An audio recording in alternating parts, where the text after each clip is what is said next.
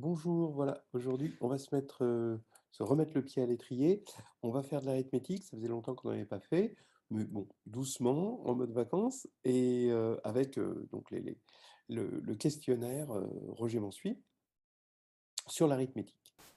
Donc vous allez sur ce site, hein, www.rogermansuy.fr/hx2/ et vous allez aller dans arithmétique, ici, et là, l'aventure démarre, hein, vous avez 3 heures. Il est assez copieux, hein, il est assez copieux,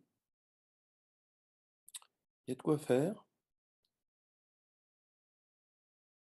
Moi, je pense que 1 heure, c'est raisonnable si on n'y a pas réfléchi avant, hein.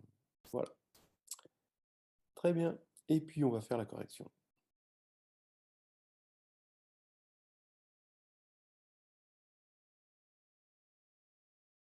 Allez, on commence. Pour tout n, factoriel 2n, c'est factoriel 2 puissance n moins 1 fois factoriel 2 puissance n. Bon, c'est évidemment faux, hein, voilà, hein.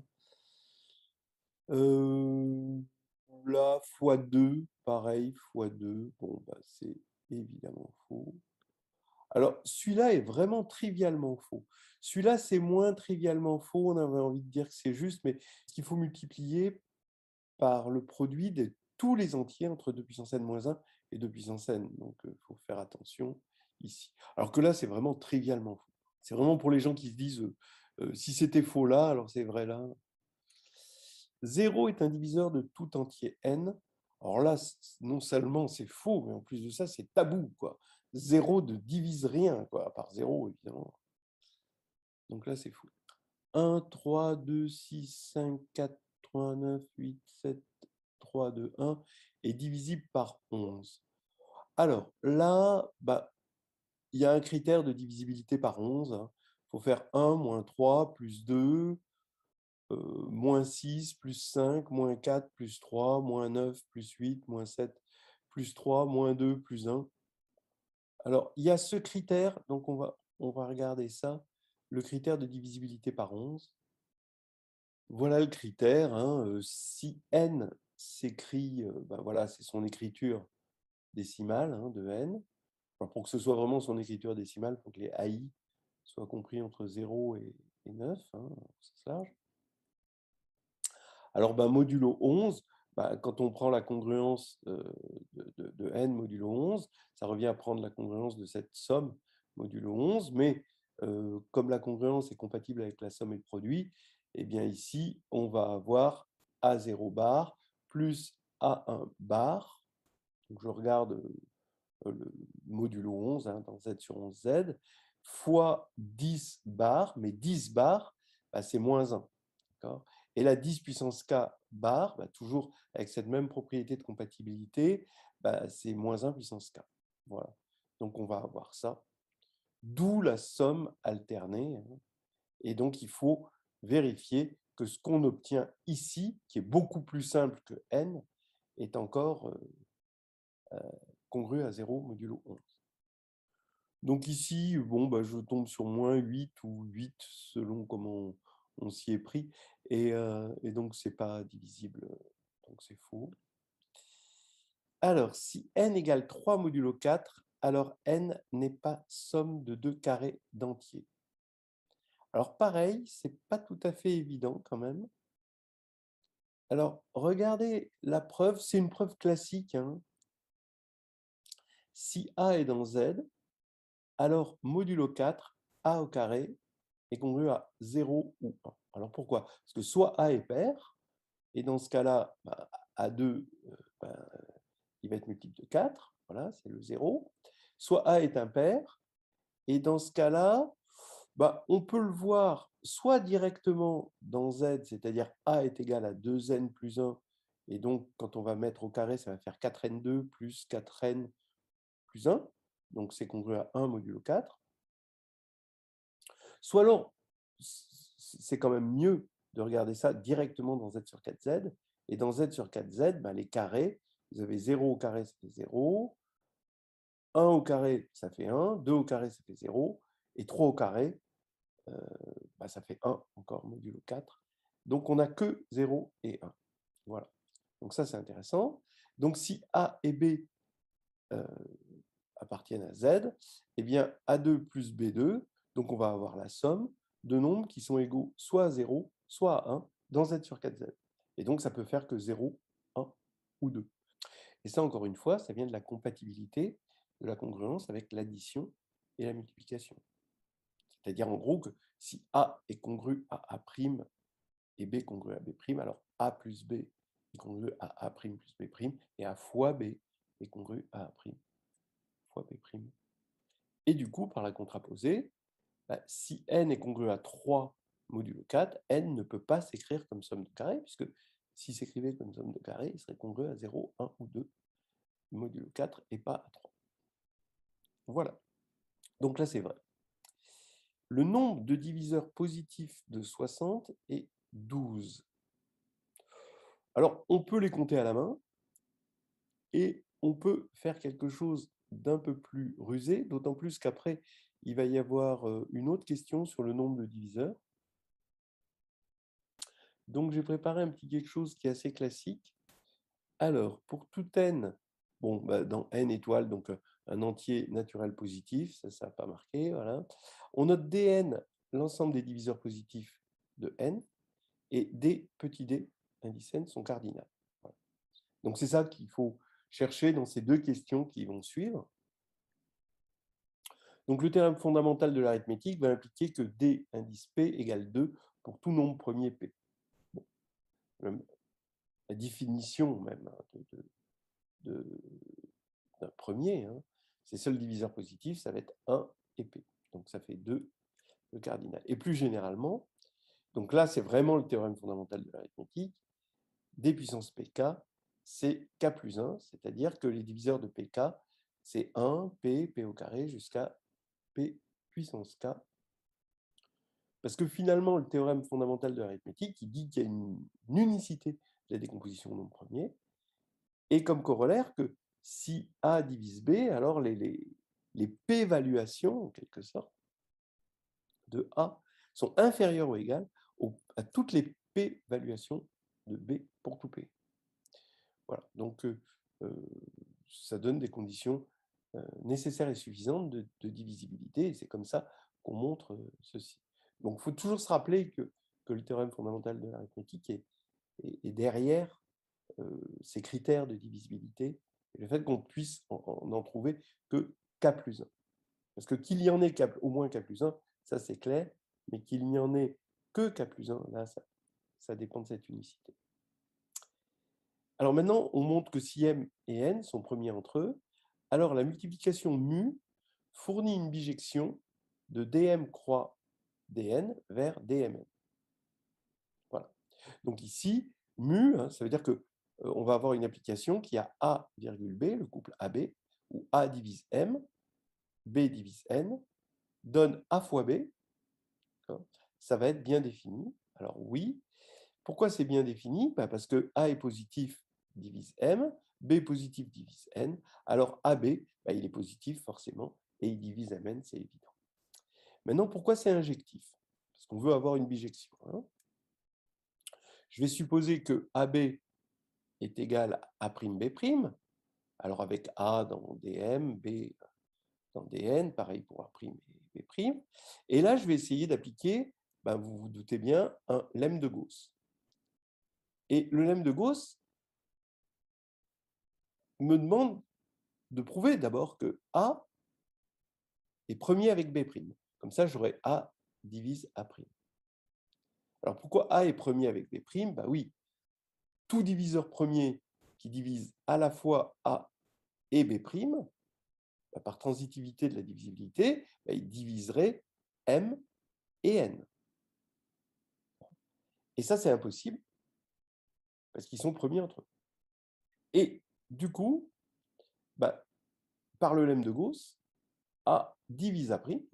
Alors on va dire que A' égale DA, et de même B va diviser B', c'est le 2 même. disons, B' égale EB, par symétrie, en quelque sorte, quitte à échanger A et B, etc.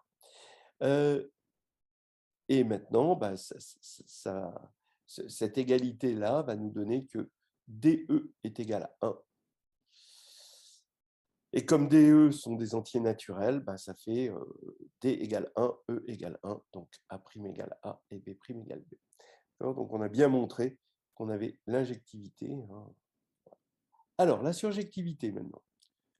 Bon, on va dire que M, c'est un produit de premier, donc voilà sa décomposition en nombre premier, et N pareil, et comme M et N sont tous les deux premiers entre eux, ben, on a pris une partie ici des nombres premiers, ici une autre partie des nombres premiers, grand Q, et P, grand P et grand Q sont disjoints, ce qui est équivalent à dire que M et N sont premiers entre eux. Soit K un diviseur de Mn, maintenant, donc c'est là où la surjectivité, il va falloir trouver A et B, tel que A fois B est égal à K, et A et B, A dans Dm, B dans Dn.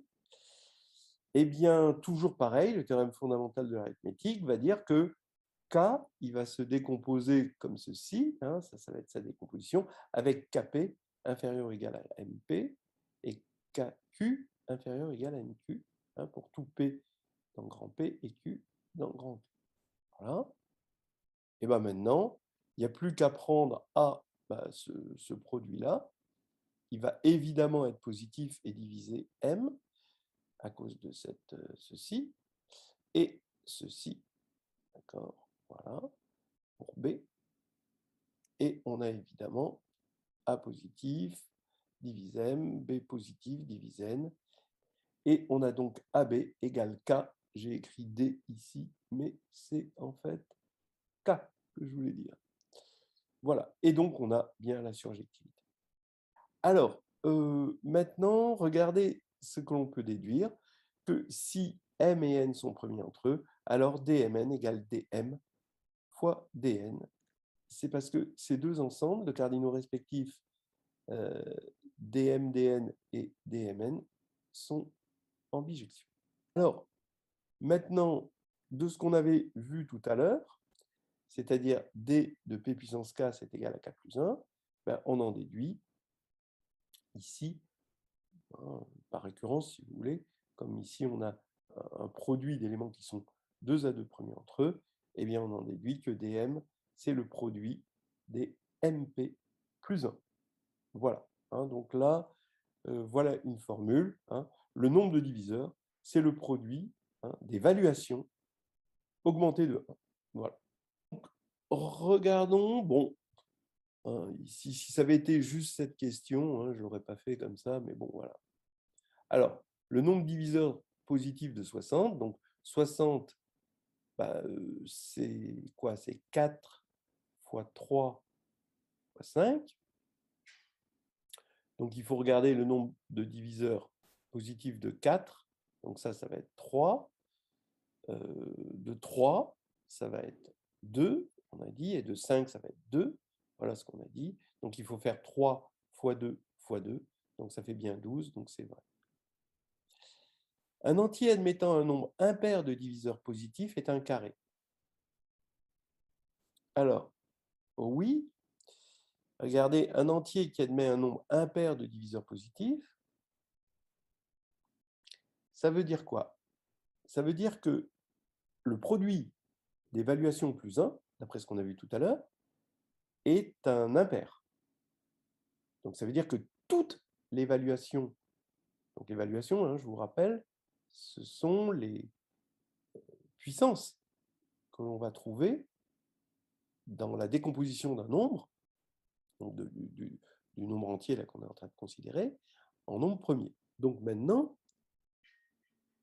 comme D indice n est impair, on peut dire que ces puissances, augmentées de 1, le produit est impair, mais si un produit est impair, c'est que chaque facteur est impair.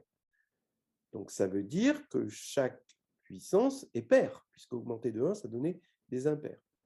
Donc maintenant, un nombre tel que toutes ces p-valuations sont paires, forcément, c'est un carré, à condition évidemment qu'il soit positif. Hein. Donc on a un entier positif.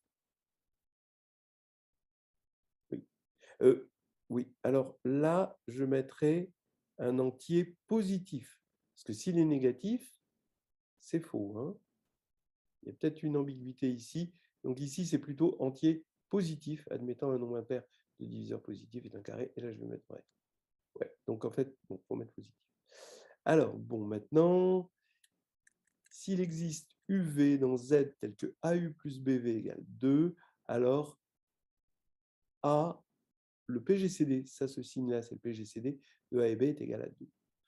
Bon, alors, non. La réciproque est vraie, c'est Vesout. Mais dans ce sens-là, c'est faux. Hein. Vous prenez par exemple deux nombres premiers entre eux. Donc vous allez avoir une identité de Vesout avec égal 1. Et vous multipliez par 2 maintenant cette identité de Vesout, vous allez avoir une identité avec égal 2. Donc ça, c'est faux. En revanche, ce qu'on peut préciser, c'est que si ça, c'est égal à 2, alors le PGCD de A et B divise 2. Ben oui, puisque tout diviseur, de toute façon, okay, donc en particulier le PGCD, de commun à A et B, divise une Z combinaison de A et B, donc divise 2. Donc finalement, ça voulait dire que c'était soit 1, soit 2. Mais on ne peut pas affirmer que c'est 2. Donc là, c'est faux. Soit Kn dans Z, si K ne divise pas N, alors K est premier avec N. Donc, bon, alors ça, c'est absolument faux. En fait. Encore, si on avait précisé K compris entre 1 et N, ça aurait été faux, mais moins. Mais là, c'est complètement faux. Hein. Je peux prendre N égale 4, K égale 6, 6 ne divise pas 4 et PGCD, c'est pas 1. Mais vous voyez, si on avait précisé quand même K compris entre 1 et N, alors 4 n'aurait pas marché comme contre-exemple. Soit KAB dans Z, si K divise AB, alors K divise A, ou K divise B. Ben non, c'est pour ça qu'il y a le lemme d'Euclide. Hein, il faut que K soit premier. Sinon, par exemple, vous prenez 4 qui divise 2 fois 6, et pourtant 4 ne divise pas ni 2, ni 6. Bon, c'est justement parce que j'ai pris 4 qui n'était pas premier. Voilà, ça va être un premier contre-exemple. Là, c'est faux. Le PGCD de 1789 et 1515 est 1. Bon, c'est pas illuminant comme exercice, ça, mais bon, on peut regarder quels sont les nombres premiers. Donc, on va pas le faire avec Vesout, on va pas le faire avec un algorithme d'Euclide. Là, c'est facile de décomposer en nombres premiers. Hein, c'est faussement facile, parce qu'en général, c'est la décomposition en nombres premiers, c'est ça qui est très, très difficile à faire. Mais dans ces petits nombres, c'est encore facile. Alors, quels sont les diviseurs ici premiers? On va montrer qu'il n'y a pas de diviseur premier en commun entre là et là. Alors, 1515, c'est vite vu, il y a 5, il y a 3. Quand on va diviser par 15, ici, on va tomber sur 101. Et 101 est premier. Donc, voilà, ça va être ça. Donc, maintenant, il faut montrer que 5, 3 et 101 ne divisent pas 1789. 3, il y a la règle. Hein. Bon, voilà. On voit tout de suite, en faisant la somme, ici, que ce n'est pas divisible par 3. Oui, parce que vous avez 9, 8 et 1, ça fait 9, il reste 7, donc 7 n'est pas divisible par 3. Maintenant, 5, ça saute aux yeux. Et puis 101, ça saute aux yeux aussi, parce que sinon, ce serait soit 8989, soit 1717. Quoi, hein. Donc, non, ça se voit tout de suite. qu'il n'y en a pas. Donc, ça veut dire que le PGCD, c'est bien 1. Donc, c'est vrai. Si le PGCD de A et B est 0, alors A égale B égale 0. Alors, oui, parce que pour qu'il divise, pour que 0 divise, de toute façon, même il n'a pas besoin d'être le plus grand. Donc, voilà, c'est vrai. Il faut que A et B soient nuls, sinon ce serait absurde. 0, il ne diviserait pas. Soit ABC dans Z, tel que le PGCD de A, B et C, c'est 1, alors le PGCD de A, B est 1. Alors d'abord, regardez cette opération. Elle est écrite, donc on a écrit 2 fois de suite le PGCD, donc ça devrait y avoir un parenthésage, mais on a raison de ne pas en mettre parce que c'est une opération associative. Ça vaut le coup de voir que cette opération est associative. Et donc ici, vous avez du A, B, C égale 1. Ben non, hein, ce qu'on peut dire, c'est que lui, forcément, divise lui. C'est tout ce qu'on peut dire. Donc, on peut avoir un contre-exemple. Hein. Donc, on va prendre ici, je ne sais pas moi, 4, 6 et 5. Voilà. Et donc, il n'y a pas de premier qui divise à la fois 4, 6 et 5. Donc, voilà. Ici, on va avoir 1. Et pourtant, 4, 6, c'est 2. Le PGCD de 4 et 6. Donc là, c'est faux. Soit AB dans Z tel que là, le PGCD de AB est égal à A. Donc ça, c'est si et seulement si A divise B, et non pas B divise A. Ça, c'est vraiment évident. Soit AB tel que le PPCM de A et B est égal à A, alors B divise A, ben oui, forcément, puisque lui, c'est un multiple à la fois de A et de B. C'est ce qui est donné par cette égalité. Donc, en particulier, on a ça. C'est forcément le plus petit. Alors, il ne peut pas y en avoir un plus petit. Là, c'est vrai. Soit A, B, C dans Z, tel que A et B sont premiers entre eux, et C divise AB. Alors, C divise A ou C divise B. Bon, bah, encore une fois, c'est absolument faux parce qu'il fallait prendre C premier. Et là, on avait le lemme d'Euclide et on pouvait se dispenser même de ça. Donc ça, c'est vraiment un leurre. Pareil, vous prenez 4 fois 3. 4 et 3 sont premiers entre eux. Vous prenez 6, qui divise 4 fois 3. Et 6 ne divise ni 4 ni 3. L'équation PGCD de AB égale 14 et PGCD et PPCM de AB égale 114 n'admet pas de solution. Bah, en fait, il admet une solution si et seulement si 14 divise 114, ce qui n'est pas vrai. 14 ne divise pas 114 parce que 7 divise là, ici, et 7 ne divise pas lui. Sinon, 7 diviserait 100. 100, c'est le seul diviseur, le premier, c'est 2 et 5. Donc, vous voyez que ça, c'est vrai, d'accord, puisqu'il n'admet pas de solution. Et voilà. Maintenant, est-ce que c'est une condition nécessaire et suffisante, cette divisibilité? Ben oui, si... donc, regardez, hein, si ici, vous allez les appeler D et M, hein, donc respectivement le PGCD et le PPCM. Donc, si D divise M, alors vous prenez A égale D et B égale M. Donc, le PGCD de DM, ça va être D, puisque D divise M. Et le PPCM de DM, ce sera M pour la même raison. Voilà. Et réciproquement, si, par la contraposée, hein, si D ne divise pas M, alors cette équation n'admet pas de solution. Puisque s'il en admettait, on aurait D qui divise A, qui divise M, et par transitivité, D diviserait M, ce qui est faux.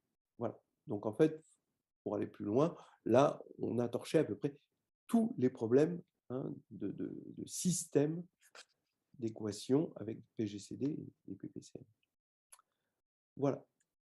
Pour tout n et n plus 1 sont premiers entre eux. Bah oui, si vous prenez P premier qui divise à la fois n et n plus 1, alors il divise la différence, donc il divise 1, ce qui est impossible. Donc ici, ils sont bien premiers entre eux. Pour tout n impair, n et n plus 2 sont premiers entre eux. Donc on va prendre un nombre premier qui divise les deux. Donc ce nombre premier, forcément, il divise la différence, donc 2. Donc ça veut dire que forcément, P égale 2. Si on ne veut pas qu'il soit égal à 1. Et ça, ce n'est pas possible parce que ça voudrait dire que 2 divise n. Or, n est impair. Donc forcément, il n'y a pas de nombre premier qui divise les deux. Donc ils sont bien premiers entre eux. Le PPCM de A appartenant à Z est de 0 et A. Alors, est-ce que ça veut dire que valeur absolue de A. Valeur absolue de A est multiple de A, oui. Valeur absolue de A est multiple de 0, non. Donc c'est faux. Le PPCM de deux entiers naturels premiers entre eux est leur produit. Bon, ça c'est bien connu. On a même la formule qui dit que le PPCM fois le PGCD est égal au produit, en général. Hein. Donc, quand ils sont premiers entre eux, ça fait le PPCM est égal au produit. Soit Mn, premier entre eux, tel que Mn est un carré, alors M et N sont des carrés. Alors, ils sont des entiers positifs, bien sûr. Et là, il n'y a pas l'oubli qu'il y avait eu tout à l'heure.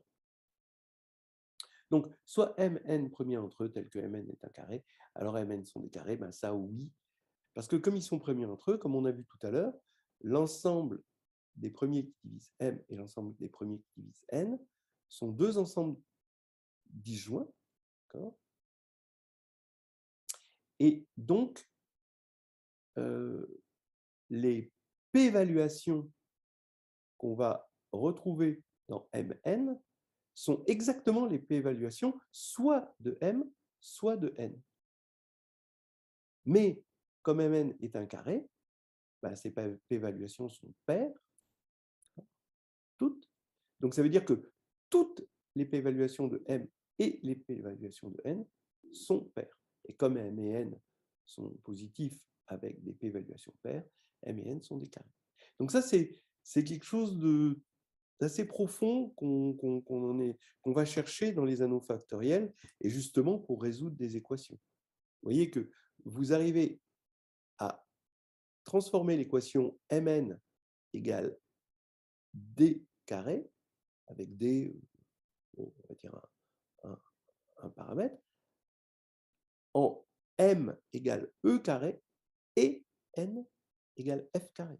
Ça, c'est très très fort dans les équations. C'est une paramétrisation, en quelque sorte, d'une équation. Et ça, c'est vraiment important. Alors, entre parenthèses, dans le carnet de voyage en algébrie, on peut voir un exercice d'arithmétique qui généralise tout ça. Alors, c'est plus un carré, c'est une puissance k, et c'est dans un anneau factoriel. Et ensuite, on montre comment on s'en sert pour résoudre des tas d'équations, dont l'équation de Fermat dans des cas gentils. M et N premiers entre eux, alors un diviseur de Mn est un diviseur de M ou un diviseur de N. Bon, décidément, c'est toujours faux. C'est toujours la même chose. Alors, 503 est premier. Bon, alors ça, bon, c'est pas forcément très intéressant. Il faut juste savoir à quel moment on s'arrête. Donc, on va regarder 2, il ne divise pas. 3 ne divise pas, il y a un critère. 5 ne divise pas, il y a un critère. 7, on vérifie que 7 ne divise pas. C'est parce que 7 ne divise pas 13, hein, puisque 490 il est multiple de 7. Et après, 11 ne divise pas, on a un critère, on l'a vu tout à l'heure. Et puis après, il faut vérifier à la main. Et ensuite, on va jusqu'au plus grand nombre premier, plus petit que sa racine de 503. Donc ça fait jusqu'à 19 finalement. Et il faut vérifier 13, 17 et 19. Et on voit que ça ne divise pas. Bon.